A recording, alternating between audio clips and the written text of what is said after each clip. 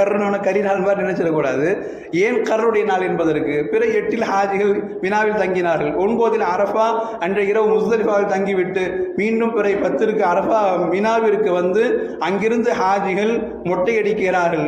தனது குர்பானி நிறைவேற்றிவிட்டு மொட்டையடிக்கிறார்கள். மொட்டையடித்து முடிஞ்ச உடனே பாதி ஹஜ்ஜி முடிஞ்சவர். ஆனால் இஹ்ராமுடைய மாற்றி விட்டு மீண்டும் பழைய சட்டைக்கு வந்துடுவாங்க. அந்த இஹ்ராமுடைய வெண்மணியை கலந்துட்டு அவங்க விரும்பக்கூடிய ஆடை அணிஞ்சிக்கலாம். அந்த ஆடை அணிஞ்சிக்கலாம்.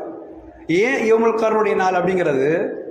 இன்னைக்கு பிறை 11 ஹாஜிகளும் மினாவில் மட்டும் தங்குகிறார்கள் அப்படிங்கிற ஒரு அடையாளம். கர் அப்படின்னா தங்குதல்.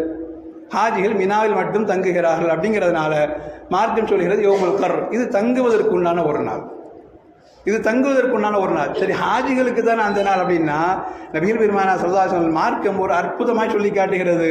இந்த யௌமுல் கர், இந்த நாள் ரசூலுல்லாஹ் சொன்னாங்க. யௌமுல் கர்னா என்ன அப்படின்னு கேட்கிற போது ரசூலுல்லாஹ் அற்புதமாக சொல்லுவாங்க. ஐயாமு தஷ்ரீக்குடைய இந்த நாட்களில் உண்டான இந்த பிறை 11 யௌமுல் கர் தங்குகிற நாள் அப்படின்னா ஒன்றுமில்லை. ரசூலுல்லாஹ் சொன்னாங்க ஐயாமு அக்லின் வஷுருபின்.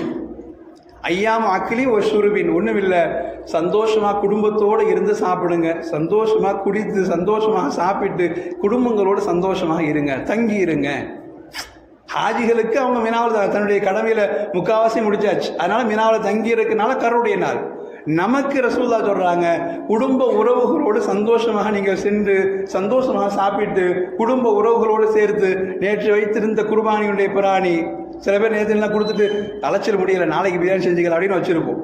இன்னைக்கு அந்த உறவுகள் எல்லாம் ஒன்று சேர்த்து சந்தோஷமாய் சமைத்து சந்தோஷமாய் சாப்பிட்டு சந்தோஷமாக இருப்பதற்காக வேண்டி மார்க்கம் ஒரு நாளை சொல்கிறது யௌமுல் கர். இது சந்தோஷத்துக்கு உண்டான ஒரு நாள்.